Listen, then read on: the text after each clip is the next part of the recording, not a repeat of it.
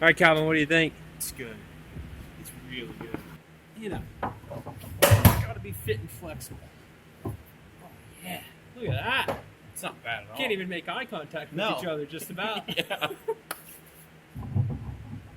What is up, Rad Potential YouTube? Welcome to today's video. You're gonna want to stay seated for this one, because this is gonna be about the hardest thing that I've got to cram inside this really small 1977 Dodge Colt. So what I'm sitting in is a RaceQuip full containment FIA approved seat. The seat is composite. I really prefer these over the metal frame seats. The metal frame seats are just really uncomfortable for long periods of time. If you're on a budget, they'll work. But a composite seat, especially a full containment seat, is probably the safest bet for your race car needs. In the Rad X7, I bought the non-containment versions of these RaceQuip seats just from Summit Racing. They're easy to get, and as far as composite seats go that are FIA approved, are reasonably affordable, like $800 a piece. For the rally car, I've seen so many crashes, rally crashes, even road course crashes, where the drivers don't have a full containment seat, but they're harnessed in, more of like a track day style setup that's still streetable, versus full containment seats in a crash. And let me tell you, having this stuff here, keeping your head from smoking the bars on the roll cage, keeping your head when you're, rolling and cartwheeling through the air, just from breaking your neck off. Ideally, you've got a Hans device. We'll be wearing Hans devices in this car. I just really wanted to put this full containment seat in the rally car. A 1977 Dodge Colt, let's just say, if I put my hand out like this, I can reach out the passenger window. It's a very narrow car. As far as mounting the seat in the car, the brackets that I got are these steel RaceQuip brackets from Summit Racing. These are at 90 degree. So some seat brackets you have to be careful. They actually kick out, which widens the base of it. In my car, because I'm super narrow, the 90 degree brackets are, ideally I can make these work. They're a little short just because of how deep the floor is on this car, and it's actually got quite a tall roof compared to an RX-7, but I think we can manage. So let me show you where I have my seat in the car. This is my seat, which is a 15-inch seat in the waist here, fitted in the Dodge Colt, basically where I want it to sit. So before I went ahead and got the seat dialed, I got the car up on jack stands and I leveled the car based on the dash bar. So assuming that the roll cage was built with the car on a level surface, also assuming that the dash bar is level to the main chassis of the car, we're just basing everything off of that being level, plus or minus. I just like my stuff to be, we don't need seats in here sitting all sorts of whopper jobs. So I got the seat sat where I wanted to be as far as my relationship to the steering wheel and the pedals. Now the factory column support, I'm actually going to build my own column support off of the dash bar and not use that column support. It's just a little bit, I don't know, chintzy. I really don't like kind of how this one's built. I'd rather build a nice standoff off of here and probably leave this in here anyways, just tighten it up. But column support, I'm going to adjust the column a little bit, and I need to move the steering wheel out probably about 2 or 3 inches. So this car already has like a hub adapter and the steering wheel, but my relationship to the steering wheel, I like the steering wheel to be closer to me than probably most other people. I really don't like to drive with my arms outstretched. I have really long legs, so I'm used to driving with my arms outstretched. For now, the pedals are the factory pedals in the car. I'm really looking at, when I have to upgrade my brakes and stuff, going to a pedal box, whether it's a hanging style or a floor mounted pedal box. So my seat mounting is really putting me in a very comfortable position where I want to be with those pedals in that steering wheel location, assuming this comes out a little bit. So, where are the problems? One, full containment. Look right here. The halo of my full containment seat basically touches the temple bar of the roll cage. Okay, so on an older cage, and maybe even some drift car cages, you might not have that bar. You might just have door bars in your main hoop. But this temple bar definitely interfering a little bit with the seat. Now I've got the seat leveled and spaced off of the main hoop where I want the angle of the seat to be, and basically I'm going to be touching this bar right here, and I don't think there's any way around it. This is effectively the limiting step. On the inside, I don't have that much space between my seat and the tunnel. And if you notice, I've got my big hammer in here because I was banging on stuff. Much like a Nissan 240SX has like the catalytic converter hump, this car kind of has a raised area in the floor right here where it looks like the factory seats were definitely mounted right to the floor on this side. You can see the remnants of a factory seat mount there, and most likely another one either up in front or to the face of this, like a rail came here. But they just raised the floor on the inside instead of putting a spot welded mount. With that being said, I think my bracketry under the seat is going to ride basically right on top of where that hump is raised up. I'm going to cut that hump out where I'm going to put the crossbars in that will mount to the seat rails, or I guess the seat rails will mount to those crossbars, because that crossbar is probably going to need to sit down through the floor there in order to get the rail or the bracket on the side to the right spot. So this is the 2024 American Rally Association rulebook. We're going to reference this to make sure that we mount our seats properly. We're not doing anything that's going to get the car thrown out or required seat mounting changes. So flip to the index right here. We're going to scroll all the way down. Seats, section 2.3.1, page 10. Don't get confused by the page count in a PDF versus the actual page number on the sheet. So like all these are actual like page I, IV, all the cool Roman numerals. But we'll go to page actual number 10 in here. Let's look at seats. Okay, I'll put it up on the screen as well. The use of hinged back and OEM seats is prohibited. Check. All the occupant seats must be homologated by FIA standards 8855-1999 or 8862-2009 or be specifically designed for motor racing. All non-FIA seats are subject to acceptance by the chief scrutineer. 2.3.2, which is seat mounting. Seats must be securely attached to the structure of the vehicle in such a manner as to prevent the movement of the seat in case of an accident. Seats may not be mounted with sliders. There's really no size regulation, specific bar size, thickness of wall, crazy stiffness bracketry stuff as stated in this rule book for how you mount the seats. If you look online for how most race car converted street cars seats are mounted, they typically take 2 square plates, weld those into the rocker and into the tunnel, and then weld a bar across the floor to give a flat area. Off of that bar, I've seen varying tabs, weld-in nutserts, all sorts of stuff to where the 90-degree brackets that hold the seat get mounted to those crossbars, and then the seat gets mounted to the seat brackets. So that's what we're going to do. I have some 1-inch square bar. I've got some plates that we can double weld in to the floor to strengthen everything up, and that should be more than significant to not rip out of the floor and not let the seat come off. Honestly, in that whole situation, the weakest part of that whole thing is probably the composite seat, not the square bar welded into the floor and all of that. Where I want my seat, which is propped up on blocks and pieces of wood and all of that, and I've sat in here to verify that I'm comfortable, I've made some marks here, which is aligned with this bolt here, which is in alignment with the rear seat mounting bolt. The plus 4.5 and plus 5.5 is a height off of the floor of the seat in line with the bolt. So that's going to give me my coordinates where this bracket needs to float in here in order to hold the seat where I want it.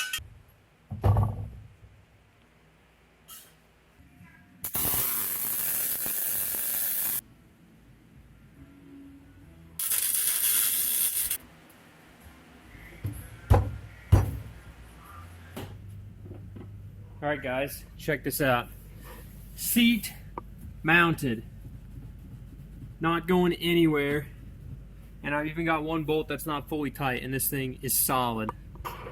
So basically, I mean, it's pretty much touching right here at the temple bar. Not super ideal, but you know, with the seat being fixed, shouldn't hurt anything.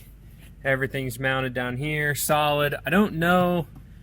I was able to get the seat in there. The only thing is that this bolt right here it like can't be an Allen key because I don't have access to it. I'd initially thought that I would weld a nut to the 90-degree bracket like on the top, and then I would be able to put a bolt up through the floor and just have little holes in my floor where I could access it to tighten it, and then those holes would get little aluminum caps like riveted over them and glued shut, and if you need to take the seat out you can pop those off and then access the hole again. But I can reach 3 of the 4 side mount bolts besides that one. If I can just find a bolt that's not an Allen key, I can basically bolt the 90-degree brackets in, then bolt the seat into the 90-degree brackets. It'll go in there. So we're gonna see if I can do that on the other side. I still needed the holes, you know, through the floor so I could mark all the stuff and get everything drilled, but I'm super happy with this. It's super comfortable. So on to doing the next seat, but we're gonna take a short adventure mid this video to the Great White North,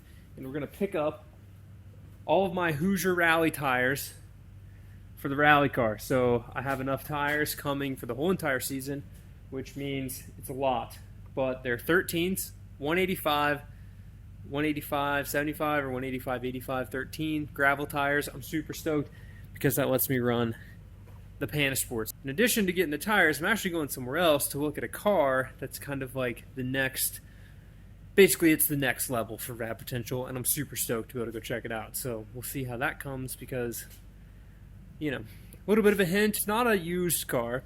It's actually a brand new car, but it's not a car that you would think that I would buy, and I guarantee you, you won't guess what I'm going to do with it. So definitely, you know, go check out the Patreon because I haven't really decided if I'm going to show them, but I'm probably going to show them. So go check out the Patreon. But stoked. We'll get the passenger seat in here in a bit.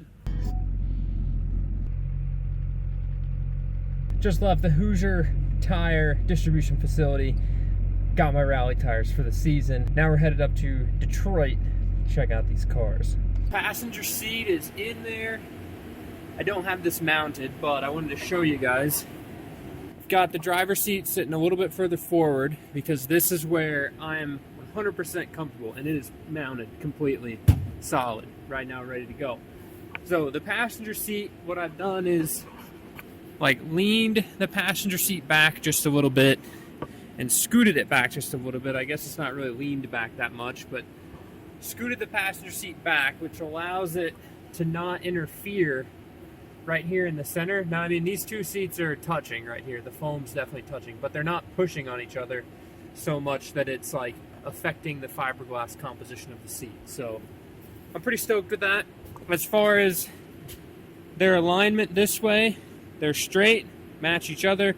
As far as their level this way, they're level, they do match each other. The only thing that sucks is that the temple bar, this seat's actually, when I bolt it down, it's going to cinch this side down, but they basically touch the temple bar, which is, I don't know that, it doesn't explicitly say that that's not allowed. It's not touching the temple bar to the point where it's bending the seat, but it is, you know, it's a 1977 Dodge Colt Mitsubishi Lancer with 2 giant seats in it for 6 foot tall, big, tall people. So, you know, we're making it work. But overall, I'm very happy with it. You can literally see that you can't see out the back of the car. All right, Calvin, what do you think? It's good. It's really good. Does that seat fit better than the other one? Oh yeah. I'm actually like, I feel like I'm all the way in it. Yeah. That seat is an inch wider than that one. Colin's a little bit bigger in the frame than I am. I'm pretty thin in the waist. But look at that. I mean, it doesn't look like from up here that you're sitting crooked in the car. You're definitely sitting a little bit lower than my seat is, by like an inch maybe. Yeah. And just a little bit further back. You know, gotta be fit and flexible. Oh yeah, look at that. It's not bad at all. Can't even make eye contact with each other just about. Yeah. That's not bad. That's doable. You can really, like at the bottom, you can kind of see the difference in where our seat placement is. Yeah. But I mean, they're touching a little bit right there. I mean, there's really no other place, honestly, we could put these seats. They're just in here. They're in the car. Like, I'm comfortable as far as the distance from the steering wheel and the angle of the seat is right. I guess I could tip the seat a little bit, but, you know, we're just in there.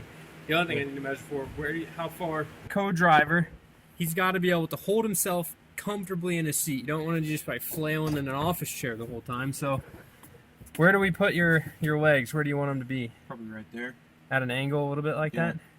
I didn't bring my angle finder, but we'll say like 30 degrees from vertical. I mean, if they're like this, or like, obviously not like that. Yeah. But I mean, if they're somewhere in the range of that, that's not a big deal. Okay, so even like at 45 or something? Yeah. I mean, I would just basically like right here, where that little lip is, The right line? there. Okay. Have that be the base of it, Okay. and then just I mean, go with the angle of that bar and just put it right there. Okay. Man, I'm probably going to weld in like a piece of square tube across the floor Yeah. for your heels. And then I will build like a little bracket that goes up and then goes towards the firewall. Yeah, just as long as you're on the front side of that bar that runs across. Okay, that okay. rib, Yeah. You know, somewhere in there would be fine. Then you'll be good to go. You know, even if you just followed this other partial rib that's right here. Yep. And just ran straight across with it. I'll probably go like an inch in front of that and then go across. Say, because that's not bad there. Yeah. So, because he wants to be able to, like, my feet are doing pedals, and I like to have a dead pedal. This car won't have a dead pedal because I have, like, the fender well down here to push my foot into. Just, I don't know, something you get used to. RX-7s have dead pedals. I like a dead pedal. But my feet are going to be doing stuff, you know, activities and things, moving the car. Hands are on the wheel, shifter, handbrake. Calvin's sole purpose is to read me notes so I can go faster into things that I don't know are coming. So for him to be comfortable in the car is to, you know, as a co-driver, you want to be able to brace yourself into the seat so that you're using less of your core so you can still talk, right? And that your hands can be free because you don't have like a steering wheel to, you know, brace for impact. And ideally, like, we don't hit anything, but it should be good. The interesting part is, like, you know, drift car guys would have anti-intrusion bars, which would go, they would have a roll cage bar from here down to that. They would plate the fender well right there because in a drift car, when you hit somebody and you typically have wheel-on-wheel contact, you can bend the wheel and then your actual wheel gets shoved up into the fender well. And I've seen it where it's pinched people's legs into the tunnel because, you know, on a 240SX, you hammer the fender well in anyways so you can fit your wide wheels, and then you get hit right there. It's already weakened, and then now you've got smashed feet, so we don't want that either. But your little foot brace thing will add way more structure to that corner than, you know, my side. I'm not going to have anything over here. We have battery there too, so yeah, we're going to put the battery up under the dash here, all the electronics. And then all the switch controls will be up here. Because the interesting thing is, like, Calvin's arm could reach all the way to here super easily. yeah, I can reach outside this seat. Yeah. Or outside that, but I can't reach the dash. Yeah. So our main power switch will be up here. And it's going to be just out of reach. We might put, like, a little tether cord on it or something so you can Pull it. When we're flying, the cord will be coming back and you can grab it. It's like the videos of the 1,000 horsepower Supras with a dollar taped to the dash and you can't reach it because of the horsepower. We won't have the horsepower problem, but we'll have the problem of being strapped into here. So now that we've got the seats fixed in here, we're going to put the harness bars in because we know the height of the harness bar. In addition, I'm going to mark all the locations on the floor where the harnesses are going to be bolted through the floor. So we have to take the seats back out, but basically the final time of taking the seats back out, once we mark everything, then we can paint the interior and get the rest of the car getting put together. All right, guys, let's talk safety harnesses. So I've got some Schroth, however you say it, racing harnesses. These are 2-inch harnesses. They tend to fit a little bit better with like a Hans device or a next gen, or even the Schroth racing head and neck restraint that we're going to run.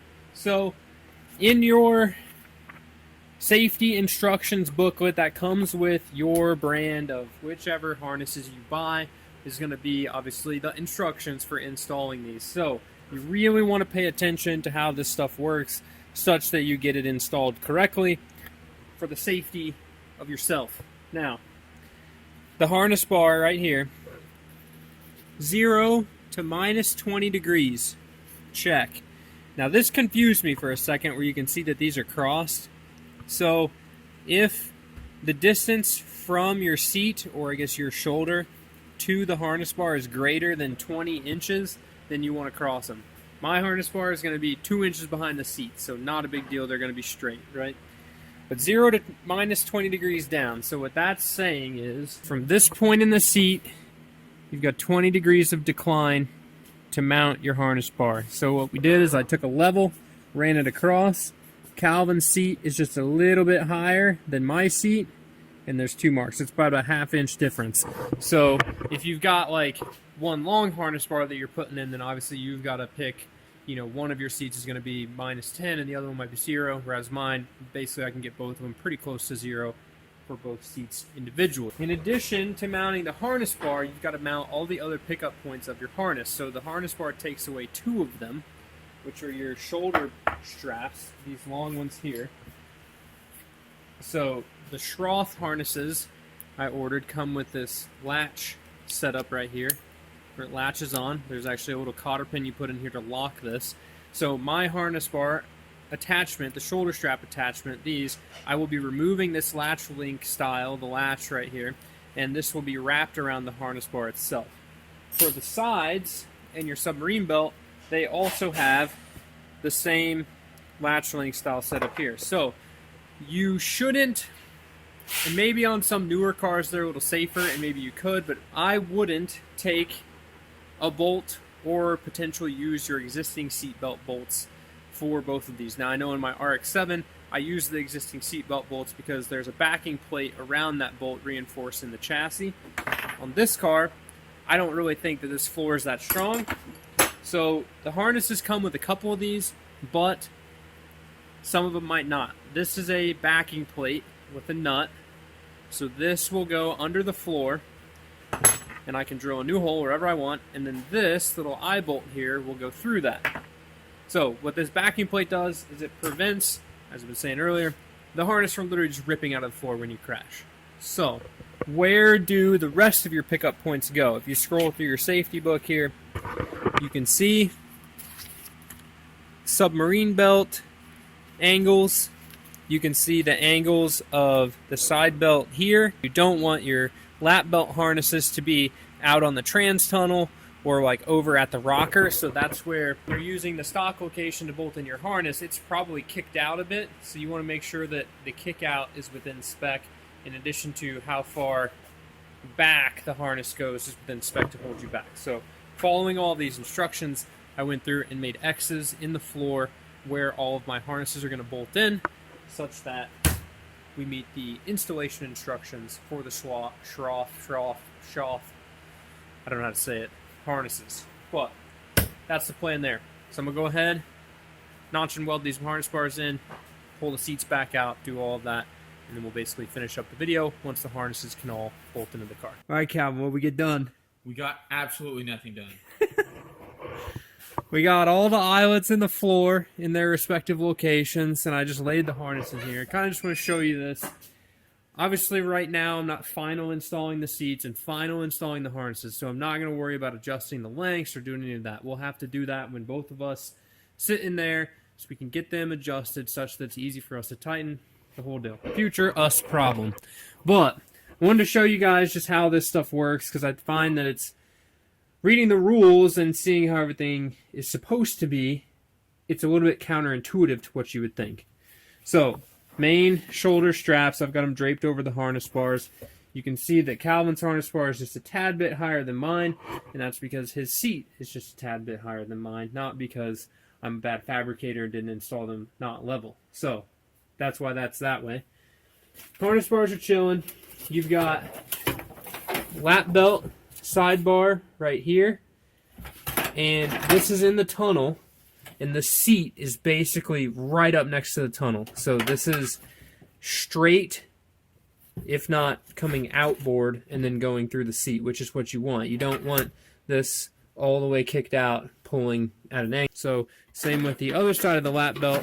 You can see I've got it mounted in the floor down there, right here, and that is because the seat sits a little bit away from these door bars, so you don't want this mounted in the rocker panel because it would be pulling at an angle against the rules, right? Now, just disconnect everything from the center. These just make a huge racket, are your submarine belts. So here and here. And per the rules, they need to be back from where it goes through, you know, the submarine area. And that way when you go forward, it just catches you. It's nice that they give you 2 straps now, so it's not there for, you know, the ultimate smashage of your, you know, area with these. Now you can at least, like, fit through the middle of them. But this is the new FIA rule for 2024, I believe. They updated to where you have to have the 2-belt submarine belt. I think if you still have harnesses that are the previous certification, and they're still in spec, so like my Radix 7 over there, it actually has a 2-belt submarine belt. But if it didn't and it was a single and it expired, because belts are only good for 2 years or so, so if they expire the following year, you can still run them, but then you've got to buy new ones anyway. So that's the configuration for the belts. You can see seat bars here and here. You can see Calvin's seat's a little further back than mine, and as you saw earlier, we both fit in here. So harness bars are in. Stoked. Most of, basically all the fabrication, aside from building Calvin's little footplate thing and what little bit of fab work I'll have to do under the dash for the wiring stuff and just building the dash panel.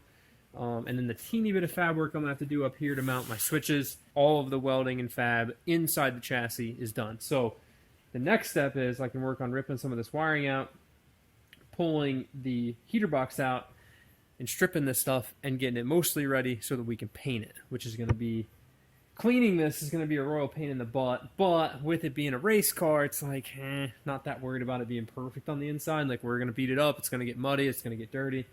I just want it to not be what you see now, and for all the bare metal to be covered so it doesn't rust.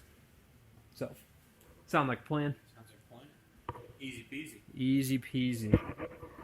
So, in other news, we found some fun rear axle stuff we've got to figure out. Calvin's going to mount some tires for me, so we had to take the 14s off the Rally other Colt, Penelope, because I only have one set of 14s with the correct back spacing to fit this, because GSLSE RX-7 wheels are too sunk and they don't work. We've got to get rid of these weird shock things back here too. Oh, dude, Yeah. This car, as much as it hasn't been rallied, rallies just take a toll on your vehicle. Things are wore out in some places. But we got a whole bunch of mountain tires and a whole bunch of other stuff to do. And if you're a patron, you got to see why I went up to Detroit this weekend in the video when we went to pick up all the tires and stuff. So here's all the rally tires from Hoosier. So the right stack is rights or lefts, and the left stack is lefts or rights. They're opposite tread patterns. We're going to run with the white letters out because white letters out rule. And it's the 70s, white letters for everything. And then for the snow tires, those I just ordered off Tire Rack, and they are Bridgestone WS90 Bridgestone tires, which are basically like the best snow tire, I think, from reading all the rally forums and stuff. Mine are not going to be tractionized, which is like the cool grooving stuff they put in them for optimal snow. But rally tires, did you make it across the front yard okay? They have no traction. But I didn't stop. I wasn't going to push my luck. So I moved this in here in the ice to film the previous rally car video. And basically, I got stuck on flat ground and had to pull myself out with the tractor. It literally just was stuck on a sheet of ice. It wouldn't go. So, like, the rally tires, because they're a real soft compound in the winter, they get really hard. So it was just, I just had no traction. But Calvin made it in here just great because we had to put the Panasports on this one, which looks sick, to grab the turbofan looking wheels, which I have no idea what they came from, but they're 14-inch, so I can put my snow tires on the turbofan looking wheels so that the snow tires can go on this for snowdrift. Making progress, slowly but surely. Making progress.